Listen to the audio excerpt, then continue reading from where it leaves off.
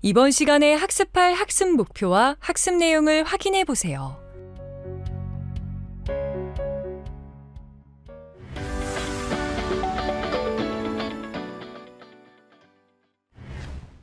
축사표준 설계도의 정의를 살펴보겠습니다.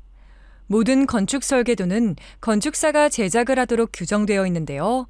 하지만 축사표준 설계도는 농림축산식품부 장관이 작성하고 국토교통부 장관이 인정한 설계도면을 말합니다.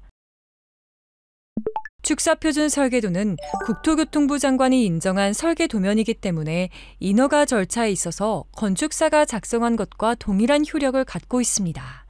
따라서 설계비가 절감되며 건축신고로 할 수 있기 때문에 감리자를 선정하지 않아도 되어 감리비가 절감되는 장점이 있습니다. 축사표준 설계도는 다중이 이용하는 것을 감안하여 지역별로 설계를 하였고 축산법과 관련 법령을 적용하여 선택하여 적용할 수 있도록 설계되었는데요. 이 중에서 원하는 것으로 선택해서 사용할 수 있도록 구성이 되었습니다. 설계 종류는 유경 오리사로 설계하였습니다. 또한 설계 규모의 경우 축사 길이를 조절하여 선택할 수 있는 가변형 설계도로 작성되었습니다. 시설 배치에서는 차단 방역을 고려하여 가축 전염병 예방에 적합한 배치 개념의 예시도를 수록하였습니다. ICT 관련 자료를 수록하였고 냄새 저감 방법을 수록하였습니다. 그리고 각 동의 면적은 표준 도면의 상한 면적인 1700제곱미터 미만으로 설계되었습니다. 다음으로 축사표준 설계도를 이용하는 방법을 활용체계도를 통해 살펴보겠습니다. 첫 번째로 토지 이용 계획을 열람하거나 발급받아서 관련 법령을 검토해야 합니다. 우리나라에서는 축사 건축이 가능한 토지의 용도가 구별되어 있고 축사 건축이 불가능한 토지에서는 축사 건축이 불가능하기 때문에 대지의 현황 파악과 토지의 면적에 비례하여 건물의 상한 면적을 정할 수 있습니다.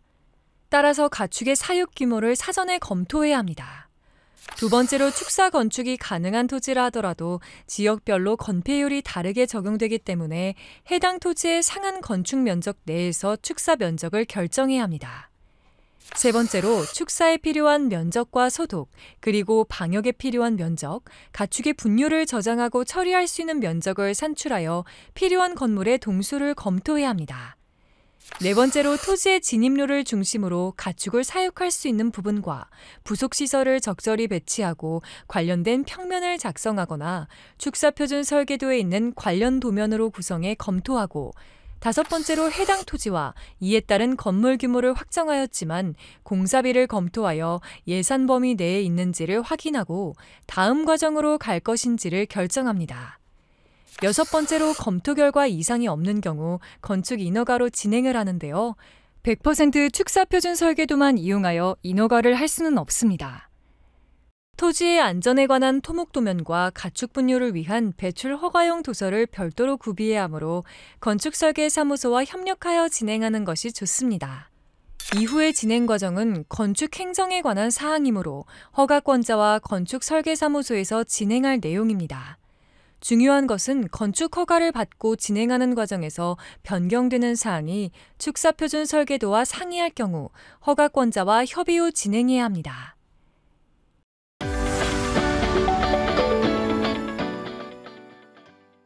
지금부터 오리사 축사표준 설계도의 구성에 대해 살펴보도록 하겠습니다.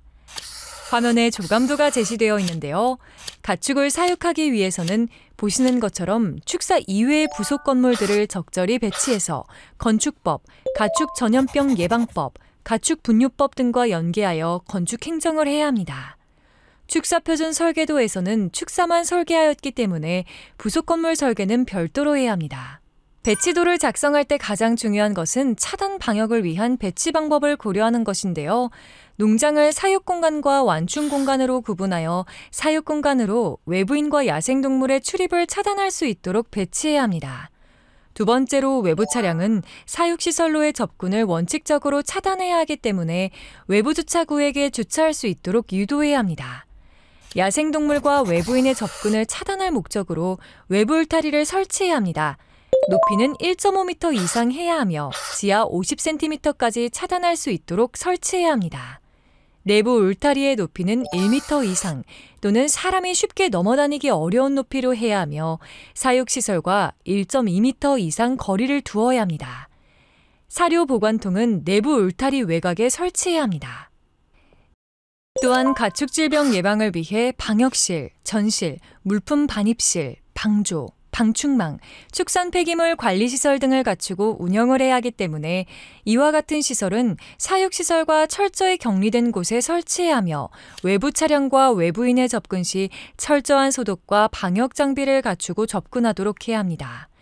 사료 차량도 가축질병 전파의 요인으로 작용하기 때문에 사료 차량의 진입을 철저히 차단해야 합니다. 5번째로 별도의 출구를 만들어서 가축분뇨 반출 차량이 사육시설로 들어오지 않고 외부에서 반출할 수 있도록 배치해야 하고 출입구를 별도로 설치해야 합니다. 마지막으로 야생동물의 접근을 방지할 수 있는 내외부 울타리를 설치해야 합니다.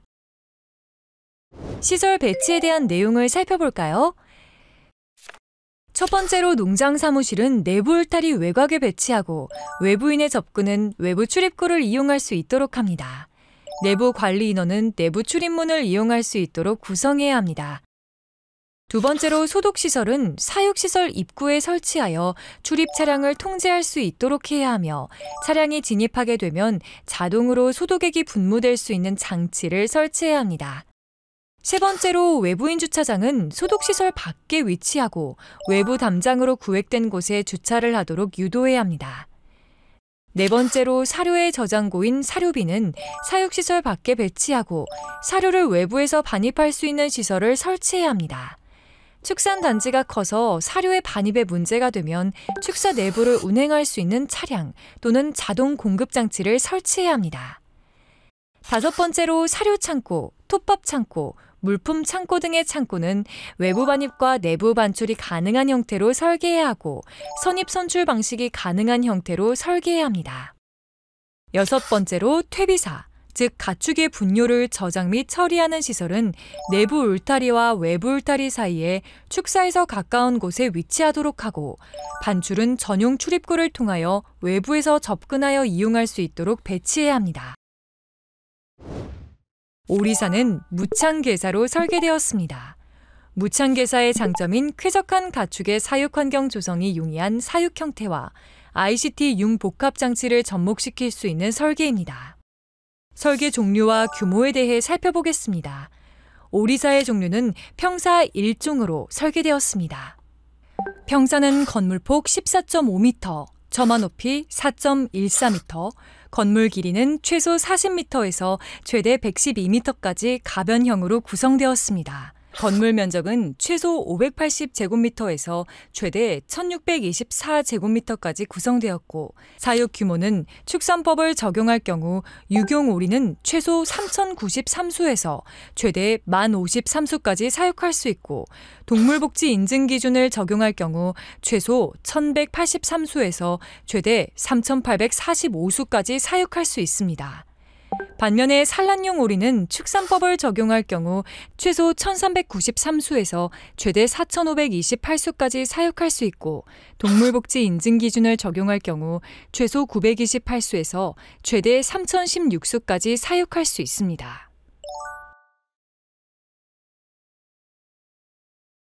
적용사항은 시육 밀도는 0.15제곱미터/수, 수, 유경오리는 10.2kg/제곱미터, 급이기의 배치는 65수당 1개로 배치하였고 급순이 풀의 경우 12수당 1개를 배치하였습니다. 동물복지를 위한 수육을 위한 별도 공간 설치는 오리 100마리당 길이 50cm 이상, 폭은 20cm 이상 설치하여야 합니다.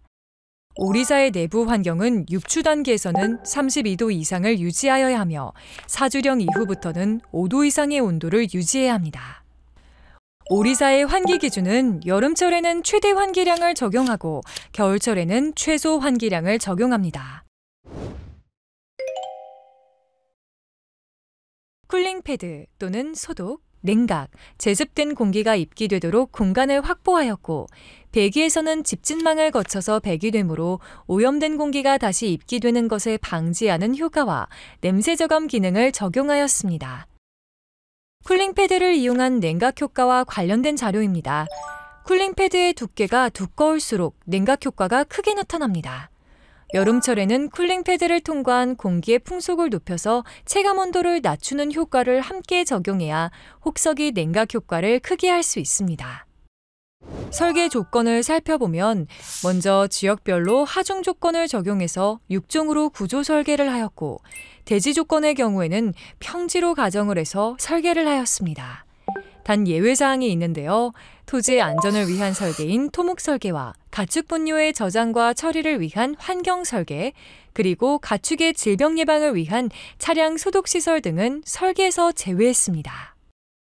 지역별 하중 조건은 전국을 6개의 지역으로 구분하였습니다.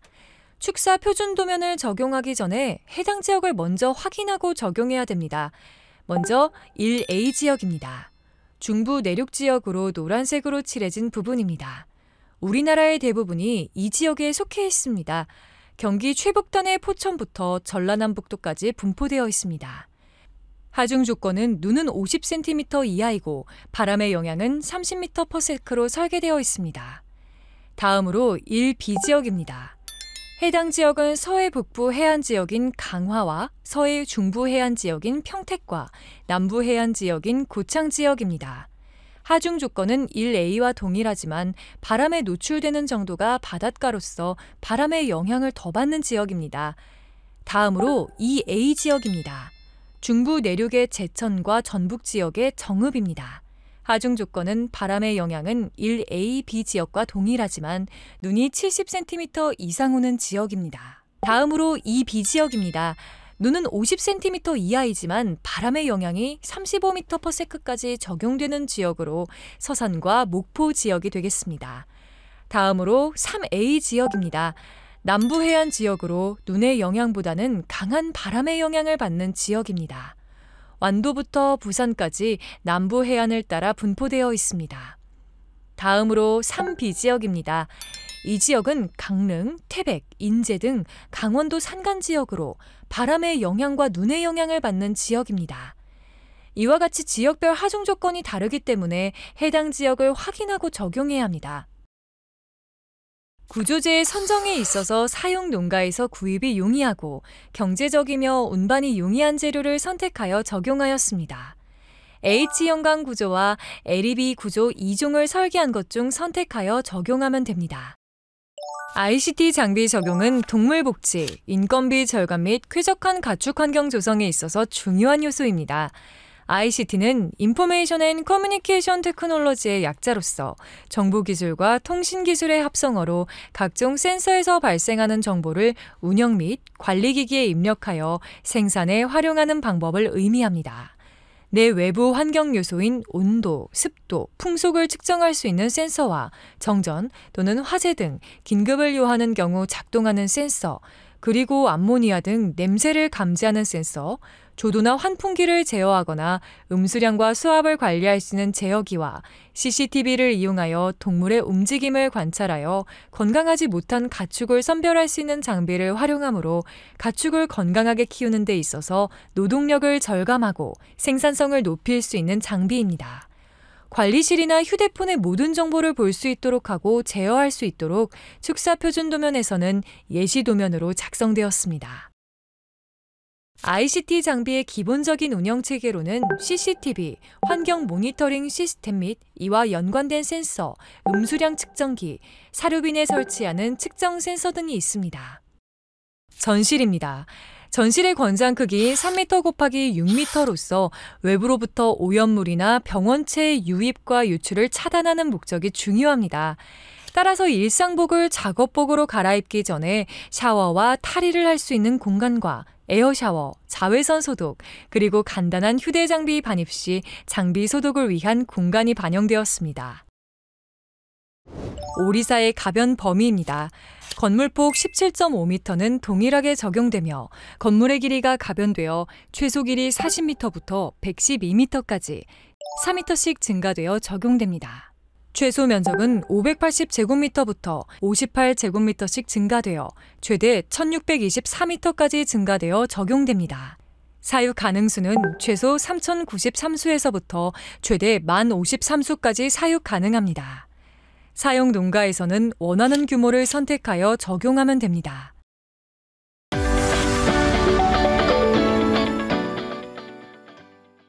지금부터 농협축산정보센터의 자료실 이용 방법에 대해 살펴보겠습니다. 축사표준 설계도를 열람하거나 출력하기 위해서는 농협축산정보센터 홈페이지에 접속한 후 상단의 자료실로 들어가면 됩니다. 자료실에서 축사표준 설계도 항목을 선택하고 오리를 선택하면 축사표준 설계도 전부를 열람하거나 내려받기를 할 수 있습니다. 도면은 건축도면과 구조도면, 기계설비도면, 전기, 통신, 소방도면으로 구분하여 전도면이 수록되어 있습니다. 평면입니다. 최대 규모로 설계도면이 작성되었습니다. 자세한 내용은 도면 번호를 참고해 확인해 보시기 바랍니다. 입면도입니다. 최대 규모로 설계도면이 작성되었습니다. 입기구, 배기구의 위치를 참고하여 설치하기를 바랍니다. 단면도입니다. 기초는 동결선 이하로 해야 하며 천장 높이, 건물 높이를 참고해 확인해 보시기 바랍니다. 횡단면도입니다. 배기구의 위치와 입기구의 위치가 표기되었습니다. 자세한 내용은 도면 번호를 참고해 확인해 보시기 바랍니다. 입면 상세도입니다. 배기구 위치의 상세 도면입니다. 자세한 내용은 도면 번호를 참고해 확인해 보시기 바랍니다. 단면 상세도입니다. 배기구의 위치와 입기구의 위치가 표기되었습니다.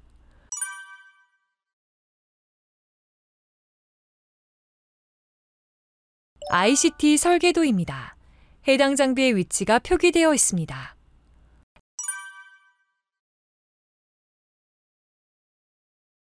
구조도면입니다. 지역별 하중에 적합한 구조 설계로 되었습니다. 해당 지역에 맞는 구조재를 선택하시기를 바랍니다.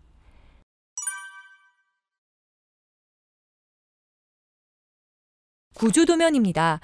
지역별 하중에 적합한 구조 설계로 되었습니다. 해당 지역에 맞는 구조재를 선택하시기를 바랍니다.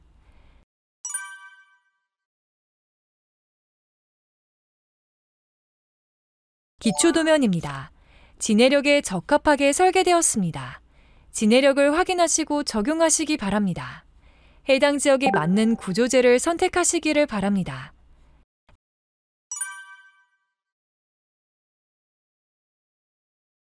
기계설비 도면입니다. 배관 및 급수 관련 도면이 표기되어 있습니다.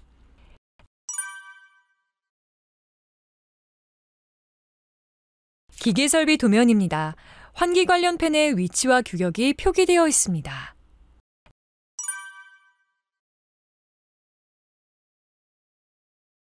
전기 설비 도면입니다. 전기 설비 관련 도면이 표기되어 있습니다.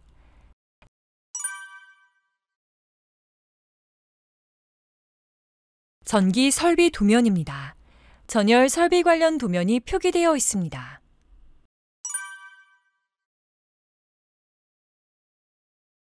전기 설비 도면입니다. 필을 설비 관련 도면이 표기되어 있습니다.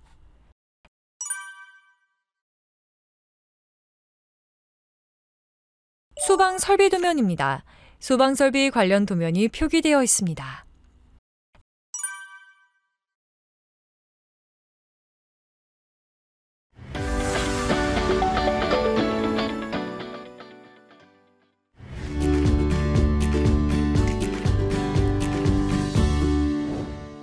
분동을 위한 오리 이동 통로의 지붕을 설치할 수 있나요? 축사 표준 설계도는 축사 한 동을 기준으로 설계되었습니다. 따라서 분동을 위한 오리 이동 통로에 지붕을 설치하여 오리사를 연결할 경우 연결된 건물의 합계가 한 개의 동으로 인정되기 때문에 설계 의도와 다른 해석이 됩니다. 꼭 오리 이동 통로에 지붕을 설치할 경우 연결 통로의 지붕과 축사의 지붕은 붙지 않도록 이격시켜서 하여야 합니다. 오리사의 내벽 콘크리트의 높이를 조정할 수 있나요? 오리사의 바닥은 깔집 형태로 설계하였습니다. 오리 출하 기간 동안 계속 깔집을 보충하여야 하기 때문에 깔집의 높이가 높아지게 되어 내벽 콘크리트의 높이를 최소 80cm 이상으로 설계를 하였습니다. 출하 시기를 조정하거나 깔집의 보충 정도를 조정할 경우 내벽의 높이를 낮게 또는 더 높게 조절하여 사용할 수 있습니다. 냄새 저감 시설을 설치할 경우 면적에 산입해야 하나요? 축사 표준 설계도에서 냄새 저감 장치를 부착할 수 있는 곳은 외벽의 배기구 부분입니다.